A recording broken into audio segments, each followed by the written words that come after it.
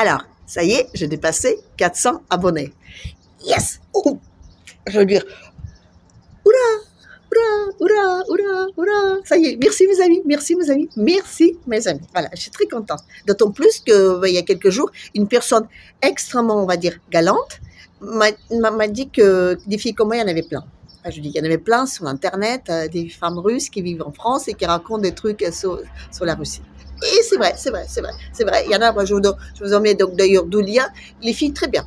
Il y en a qui sont beaucoup plus pédagogues que moi. Il y en a qui sont beaucoup plus jolies, il y en a qui sont plus terre à terre, il y en a qui il y en a qui sont beaucoup plus drôles. Voilà. Mais moi, vous savez quoi? Je suis la plus vieille. Oui. Et ça compte. Parce que moi, comment dire, je recule dû à l'âge. Vous voyez? Voilà. Je suis une grand-mère. Voilà. Il y en a beaucoup qui sont grand-mères là, hein, parmi toutes ces filles. Hein. Voilà. Donc rien que ça mérite. Enfin, hein, l'autre machin là qui lui est de plein qui est comme moi. Non, ils sont pas comme moi. Non. Bref, ce que je veux dire, c'est que moi, donc avec mon recul de grammaire, j'analyse une situation un peu différemment. Et je me suis posé la question, pourquoi le petit homme vert? Pourquoi on l'a choisi lui? Enfin, c'est lui qui n'est plus légitime là-bas. Mais ça va s'arranger. Vous savez pourquoi? Oui, parce qu'on fait le truc de conférence de la paix en Suisse. Oui. Pourquoi on le fait? Pour la paix? Non. Non, on le fait pour légitimer son pouvoir. Voilà. Oui, parce qu'on n'invite pas les Russes, parce qu'on s'en fiche, ils sont pour rien dans cette guerre. Les Chinois ne viennent pas, parce que, pareil, hein, enfin, je dis, il y en a plein qui viennent pas, parce qu'il y a des gens, ils ont autre chose à faire. Mais surtout, l'effet de venir à cette conférence légitime le pouvoir en place de ce petit monsieur-là. Voilà, donc, je veux dire, ça va s'arranger. Mais la question est, pourquoi lui?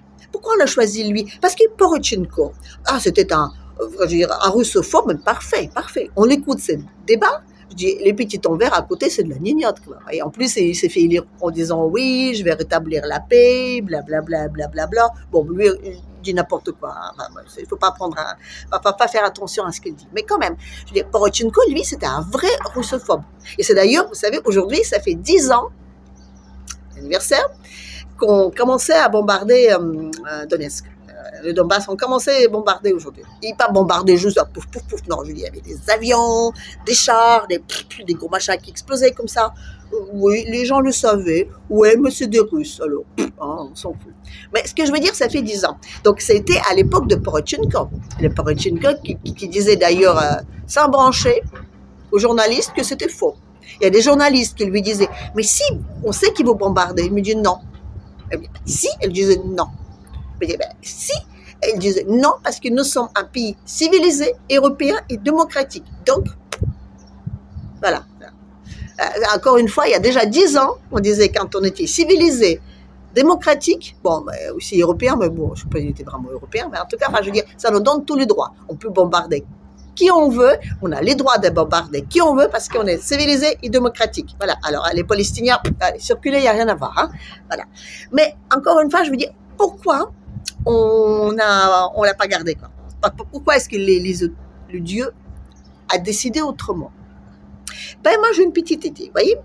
Parce que Porochenko, il avait quand même beaucoup d'avantages, notamment de tester des Russes au plan épidermique, hein, c'était grave, hein, vraiment grave. Ben, lui, il était patriote. Oui, il était patriote.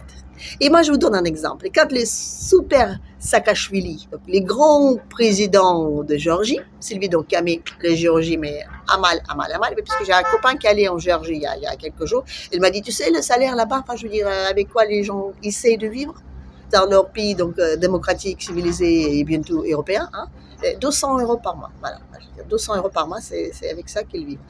Donc bon, je veux dire, ça leur a pas vraiment réussi, je veux dire, de se démocratiser là-bas. Mais vous savez, j'ai remarqué aussi, ça je m'écarte un peu, mais j'ai remarqué quand même que la démocratie ne réussit pas à tout le monde. Hein. Voilà, je veux dire, regardez l'Irak. Donc, eux, ils sont pas très contents. Les Libyens non plus. Enfin, il y en a plein comme ça à qui ça ne réussit pas. Je pense qu'il faut avoir une mentalité ou je sais pas quoi pour être démocratique. Il y a un truc.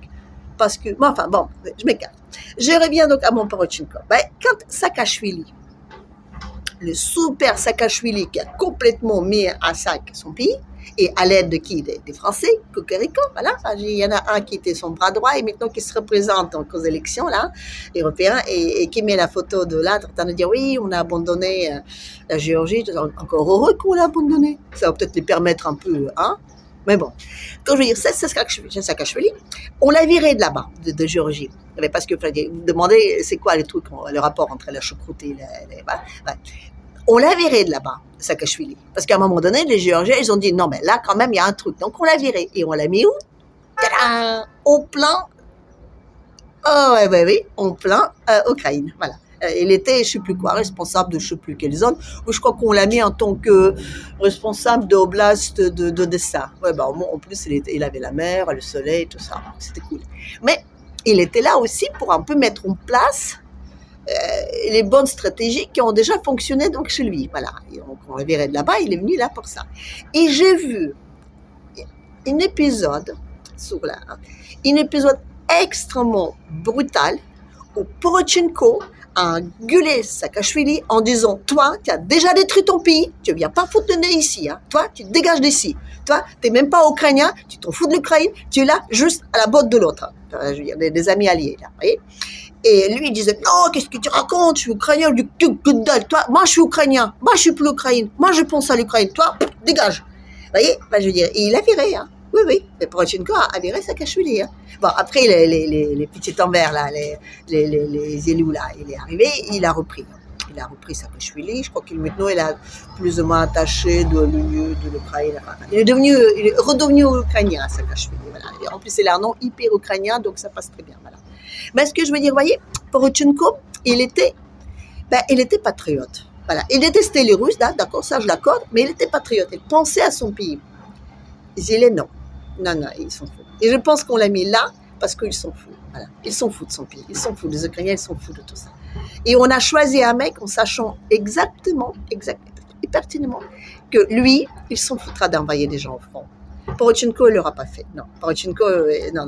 Oui, c'est vrai, il était extrêmement véreux, il touchait de tous bords, il négociait avec les autres où il piquait des sous, il négociait aussi avec Poupou. Non, mais c'est vrai. C'était pas un mec bien, mais il faut quand même dire ça, il était un patriote. Et ça, les patriotes, aujourd'hui, en Europe, il en manque. Oui, c'est vrai. Les mecs, gouvernements qui pensent au bien de leur pays, non, il n'y en a pas tellement. Alors oui, c'est vrai, on met des acteurs, on met des petits jeunes, on met des trucs qui n'ont pas d'enfants, comme ça, comme Niron. Après moi, le déluge, on s'en fiche. Donc on met tout ça, donc eux, ils s'en fichent. C'est ça l'avantage. C'est pas que ce soit un mec au gouvernement qui réfléchit, non, surtout pas. Ce qui importe, c'est de dire, ce qu'il faut, c'est qu'il ne soit pas patriote. Voilà. Qu'il déteste les Russes, plus ou moins, on s'en fiche. Qu'il plus ou moins soit fait du pognon, on s'en fiche. Enfin, quand même, ça s'arrange. Ce qu'il faut, c'est qu'il déteste son pays. Enfin, je dis qu'il n'a rien à secouer, en tout cas, vous voyez. D'envoyer les gens sous le front, qu'il n'a rien à secouer. Là, d'ailleurs, aujourd'hui, en France, oui, on a exactement ce profil-là. Voilà. Parce qu'il faut défendre l'Europe en envoyant les Français au front. Ah, génial. Mais c'est dingue ça, tout le temps bruyant là, qu'est-ce qu'ils font là-bas? Attendez, on va voir ça. Voilà. Et ils font des travaux, ils creusent des trous, voilà. Ils font des tranchées déjà, là à Moscou, regardez. Ils font des tranchées à Moscou, ils se préparent. Ils savent que les Français arrivent, alors ils disent oh là là, il faut vite qu'on creuse des tranchées parce que on sait jamais si Attal sur son cheval blanc arrive jusque là, comment dire, faut faire gaffe. Hein. Bref, ce que je veux dire, c'est que aujourd'hui, le problème des gens qui nous dirigent en Europe, c'est que ils ne pensent qu'à eux. Et ça, on peut rien faire. On peut rien faire. Il faut quoi, une génération à peu près pour que ça change. Oui. Parce que eux, ils pensent qu'à eux, mais les jeunes aujourd'hui, les mecs de cet âge-là, c'est à peu près pareil. Ils ne s'intéressent pas à la politique, ils ne s'intéressent pas à les trucs. En plus, ils étaient à l'école. À l'époque, on a installé l'apprentissage sous les devinettes. Voilà, c'est comme ça qu'on appelait ça. Ici, on appelait des gadaïques. Voilà, c'était rigolo. C'est-à-dire, les devinettes, ça veut dire, voilà, on vous pose une question, après on dit réponse A, réponse B, réponse C. Voilà. C'est comme ça. C'est très machiavélique, mais c'est comme ça. Voilà. Et d'ailleurs, vous savez quoi? Il y a un truc très rigolo, parce que, comment je dire, de haut de mes, je sais pas combien d'ans, parce que de haut de mon grand âge de grand-mère, ben, je vais vous rencontrer une petite chose. Mon fils, donc à l'époque, donc il a 25 ans, quand il allait à l'école, ben, c'est à cette époque-là qu'on a installé donc ces espèces de trucs de devinettes. Et moi, j'ai une maîtrise d'histoire, donc autre, mais j'avais quand même, je pouvais quand même réviser les devoirs avec, vous voyez. Donc je l'apprenais des trucs, des machins, tout ça. Et donc il arrive à l'école et il revient avec un 0. Pardon? Et oui, il avait un 0 en histoire. Et pourquoi? Parce qu'on lui a posé une question. C'est quoi la religion juive? Le petit, il écrivait petit d'ailleurs, il a fait tout un truc avec toutes les explications de Dieu Yahvé, de montagne, de Moïse, de 40 ans dans le désert, tout, des trucs de fuite d'Égypte, enfin tout, de Torah, tout ça. Et on a mis 0. Pourquoi? Parce qu'il y avait un mot qu'il fallait mettre, un seul mot. D'ailleurs, on ne demandait qu'un seul mot, d'ailleurs, c'est monothéiste. Voilà. Il fallait écrire que la religion juive est monothéiste. D'accord. Mais vous savez quoi? La religion musulmane, elle est aussi monothéiste. Oh, je comparais les deux, mais oh là, non, mais attendez, là, je viens de dire un truc qui est pire que mettre, enfin, je veux dire, à la haie, les deux. Non, mais c'est... Non, c'est pire. Comparer deux religions, juives et musulmanes, en disant que toutes les deux, ils sont monothéistes, non, mais là, je crois que j'arriverais même pas à rentrer en France, tellement c'est affreux. Et cependant, c'est vrai. Enfin, c'est vrai, quoi. Oui, ils sont toutes les deux monothéistes. Donc, hein. Mais si on le dit, non, enfin, on peut pas. Et c'est un fait, mais on peut pas. Voilà. Et c'est avec ça que nos mômes aujourd'hui, qui nous dirigent là au gouvernement, les mômes de 30 ans, c'est avec ça qu'ils sont appris à l'école. Et donc, ils n'ont aucune connaissance. Et pour que cette connaissance-là arrive un petit peu, à mon avis, il faut au moins 10 ans. Donc, je pense que là, les cocos, on est parti pour au moins 10 ans avec cette connerie-là. Enfin, je veux dire, cette russophobie à la noix, là. Oui, parce qu'il faut qu'il y ait une génération, voilà, qui change un peu. Enfin, je dis 10 ans, c'est au mieux, hein. Voilà. Donc, il y a que des vieux comme moi et qu'on voit tous ceux qui m'écoutent, qui se rappellent un peu, enfin, des trucs, qui savent encore lire. Oui. Et pas que des trucs, enfin, je veux dire, en raccourci, vous voyez. C'est ça qui est un peu triste. Mais bon, c'est comme ça. On va survivre. Enfin, j'espère. Mais on sera beaucoup moins nombreux, je crois, au bout de quelques années là. Enfin. Bon, allez, tiens, je vais vous montrer encore un peu de Paris. De Moscou. Lapsus révélateur. Oui, parce que je suis une voisine là, et sur son balcon, ben, la vue est un peu plus différente que celle que j'ai de l'autre côté. Donc, je vous permets de regarder un petit peu tout ça. Ouais. Je pense que Poroshenko, il a préparé le terrain pour la guerre qu'on a aujourd'hui, parce qu'il s'agit quand même bien d'une guerre. Et c'est pas du tout une guerre d'Ukraine, je suis désolée, c'est bien une guerre de l'OTAN. Il y avait un journaliste, un Anglais à l'époque, au moment où on commençait donc bombarder le Donbass, Donetsk, tout ça.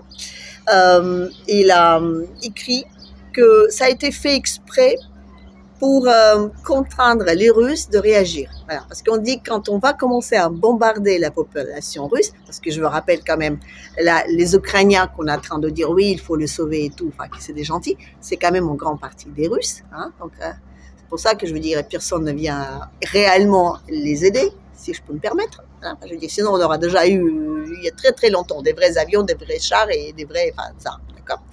Parce que je veux dire, à l'époque déjà, il écrit que cette guerre-là, c'était pour obliger Poupou à réagir.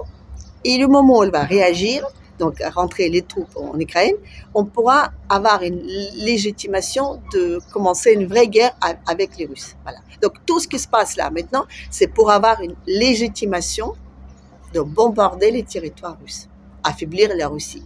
C'est vrai que Poupou, il fait, enfin je veux dire, il emmerde un peu l'Europe. C'est vrai, je veux dire, l'Europe, peut-être pas trop, mais en tout cas, il emmerde un peu les États-Unis. Oui, parce qu'il marche un peu sur ces plates-bandes de l'hégémonie, je dis, universelle.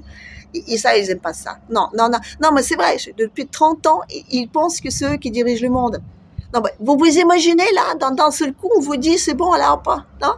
non, ils ne peuvent pas l'accepter. Donc on peut dire tout ce qu'on veut, ils ne peuvent pas. Donc forcément la petite guerre, on va l'avoir. Oui, forcément. Je suis désolée, mais parce que voilà, à moins que vraiment un miracle. Mais bon, je pense aussi que Poupou, quand même, s'il a attendu 10 ans, enfin, je dis pardon, 8 ans pour réagir, il a dû quand même, enfin, hein, c'est quand même un espion, donc il a quand même dû sentir qu'il y a un truc qui se tramait là. Oui. D'ailleurs, on dit aussi que normalement, si les Russes n'auront pas attaqué le 24, les autres, ils auront attaqué le 25.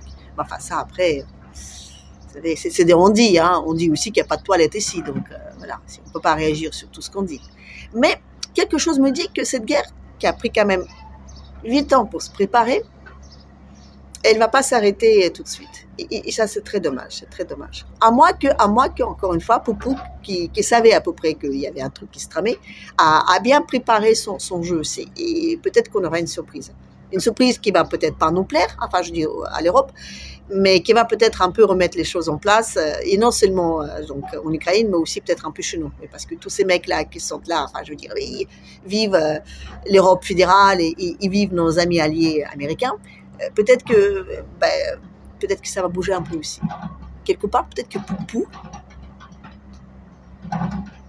va encore une fois sauver l'Europe. Mais ça, je vous en parlerai demain, parce que demain, je vais essayer de vous parler de la religion russe. De celles qui disent que deux morts, il ne peut pas en avoir, mais une seule, on est sûr de l'avoir. Voilà, donc ça, c'est Savorov qui a dit ça. Donc, les Russes sont très fatalistes. Mais ça pour demain, parce que là, pas trop tout de suite. Hein. Allez, à la prochaine.